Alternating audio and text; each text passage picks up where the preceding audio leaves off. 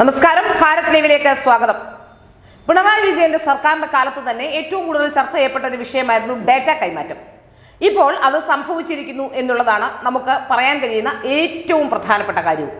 ഇപ്പോൾ പുറത്തു വരുന്ന വാർത്തകൾ പ്രകാരം സംസ്ഥാന സർക്കാർ ജീവനക്കാരുടെയും സംരംഭകരുടെയും ഒക്കെ സ്വകാര്യ വ്യക്തി വിവരങ്ങൾ അടങ്ങുന്ന ഡേറ്റകൾ, സംസ്ഥാന സർക്കാരിന്റെ ജീവനക്കാരുടെ ഡേറ്റകളാണെങ്കിൽ സ്പാർക്കിൽ നിന്നും മറ്റ് സംരംഭകരുടെയും മറ്റുള്ളവരുടെയും ഒക്കെ ഡേറ്റകളും അതുപോലെ തന്നെ ജീവനക്കാരുടെ മെഡിസെപ്പിൽ നിന്നുമൊക്കെ ആ ഡേറ്റകളും ഫോൺ നമ്പറും അടക്കം സ്വകാര്യ PR ഏജൻസിക്ക് ചോർത്തിക്കൊടുത്തു എന്ന വിവരമാണ് ഇപ്പോൾ പുറത്തു വരുന്നത്.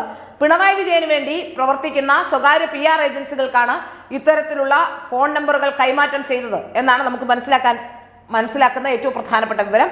തെരഞ്ഞെടുപ്പ് നേട്ടം ലക്ഷ്യമിച്ചുകൊണ്ടുള്ള രാഷ്ട്രീയ നീക്കം, ആ രാഷ്ട്രീയ പ്രചരണത്തിന് വേണ്ടിയുള്ള നീക്കമാണ് ഇപ്പോൾ നടത്തുന്നത് എന്ന സംശയം വരുന്നു. ഈ സംരംഭകരുടെയും ഇവരുടെയും ഒക്കെ സ്വകാര്യ വിവരങ്ങൾ എങ്ങനെ ചോർന്ന് സ്വകാര്യ ഏജൻസിക്ക് കിട്ടി എന്നുള്ളത് ഏറ്റവും പ്രധാനപ്പെട്ട വിവരമാണ്. അത് സ്പാർക്കിലാണ്. സംസ്ഥാന സർക്കാർ ജീവനക്കാരുടെ വിവരങ്ങളെല്ലാം ഉള്ള സോഫ്റ്റ്വെയർ സ്പാർക്കാണ്. അപ്പോൾ തീർച്ചയായിട്ടും സ്പാർക്കിൽ നിന്ന് തന്നെ മാത്രമേ അത് കിട്ടാനുള്ള സാധ്യതയുള്ളൂ എന്നാണ് മനസ്സിലാക്കാൻ സാധിക്കുന്നത്. CPMന്റെ PR വർക്കിന് നേതൃത്വം നൽകുന്ന സ്വകാര്യ ഗ്രൂപ്പിനാണ് ഇത് നൽകിയിട്ടുള്ളത്.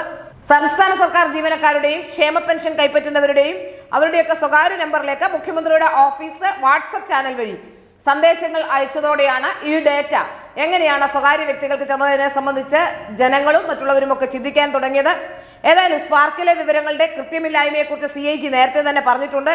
ഇത് വ്യക്തിഗത വിവരങ്ങൾ പൂർണ്ണമായും ചോർന്നത് വലിയ ആശങ്കയും പ്രതിഷേധവും ഉണ്ടാക്കുന്നു എന്നുള്ളതാണ് ഏറ്റവും പ്രധാനപ്പെട്ട വിവരം.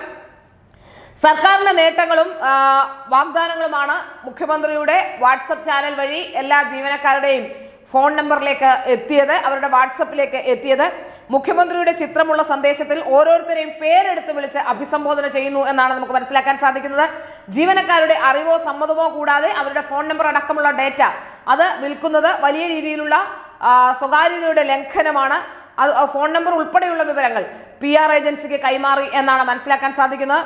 സർക്കാർ ജീവനക്കാരുടെ ഔദ്യോഗിക ശമ്പള സോഫ്റ്റ്വെയർ ആണ് സ്പാർക്ക് എന്ന് പറയുന്നത്. ആ സ്പാർക്കിൽ നിന്നും മെഡിക്കൽ ഇൻഷുറൻസിന്റെ വിഭാഗമായ മെഡിസെപ്പ്, ആ മെഡിസെപ്പിൽ നിന്നുമാണ് വ്യക്തിഗത വിവരങ്ങൾ ചോർന്നു കിട്ടിയത് എന്നാണ് ഇപ്പോൾ പുറത്തു വരുന്ന വിവരം. ഇതിന്റെ പിന്നിൽ വൻ സാമ്പത്തിക ഇടപാട് നടന്നിട്ടുണ്ടോ എന്ന ആശങ്കയും ഇപ്പോൾ ഉണ്ട്. ഈ ഡേറ്റ വിൽപ്പന എന്ന് പറയുന്നത് വലിയ രീതിയിൽ പണം ഉണ്ടാക്കാൻ പറ്റിയ ഒരു വിവരം തന്നെയാണ്. ഇങ്ങനെ ഒരു സോഫ്റ്റ്വെയർ ഉണ്ടാക്കാൻ ശ്രമിച്ചതാണ്.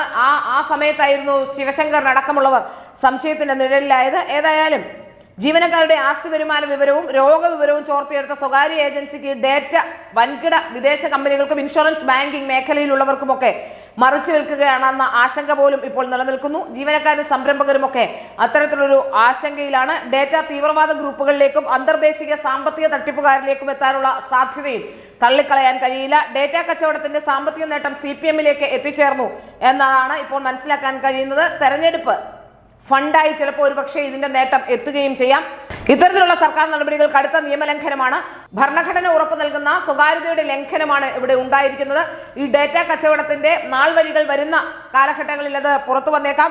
ഏതായാലും രാഷ്ട്രീയത്തിൽ വൻ ചലനങ്ങൾ സൃഷ്ടിക്കാൻ സാധ്യതയുള്ള വളരെ പ്രധാനപ്പെട്ട ഒരു അഴിമതി എന്ന് തന്നെ പറയേണ്ടിയിരിക്കുന്നു. ഈ ഡേറ്റ കച്ചവടം ചെയ്യുന്നതിലൂടെ സ്വകാര്യ വ്യക്തിഗത വിവരങ്ങൾ രോഗികളുടേതടക്കം ഓരോ ജീവനക്കാരുടെയും രോഗാവസ്ഥയും അവരുടെ കാര്യങ്ങളുമൊക്കെ സ്വകാര്യ ഏജൻസികൾക്ക് നൽകുമ്പോൾ അത് തീർച്ചയായും അവർക്ക് അത് ബാങ്കിങ് മേഖലകളിലേക്കും ഇൻഷുറൻസ് മേഖലകളിലേക്കും ഒക്കെ മറിച്ചു വിൽക്കാനുള്ള സാധ്യതകൾ ഉണ്ടാകും. ഇങ്ങനെയാണ് ഡേറ്റ പലപ്പോഴും നമ്മളിൽ നിന്ന് നമ്മുടെ ഒക്കെ വ്യക്തിഗത വിവരങ്ങൾ പലപ്പോഴും നഷ്ടപ്പെട്ടു പോകുന്നത്. പ്രൊമോഷണൽ കോളുകളായോ അല്ലെങ്കിൽ ആരെങ്കിലും ഇത്തരത്തിലുള്ള കോളുകളായോ ചെയ്യുന്നത് ഇത്തരത്തിലുള്ള ഡേറ്റ കൈമാറ്റം ചെയ്യുന്നത് കൊണ്ടാണ് എന്ന് നമുക്ക് തീർച്ചയായും അറിയാം. അതിന് സംസ്ഥാന സർക്കാർ തന്നെ നേതൃത്വം നൽകുന്നു എന്നുള്ളതാണ് ഇപ്പോൾ മനസ്സിലാക്കുന്ന കാര്യം. സംസ്ഥാന സർക്കാർ രാഷ്ട്രീയ നേട്ടത്തിന് വേണ്ടി കേരളത്തിലെ ജനങ്ങളെ വിറ്റ് തിന്നുകയാണോ എന്ന ആശങ്കയും ബാക്കിയാവുകയാണ്.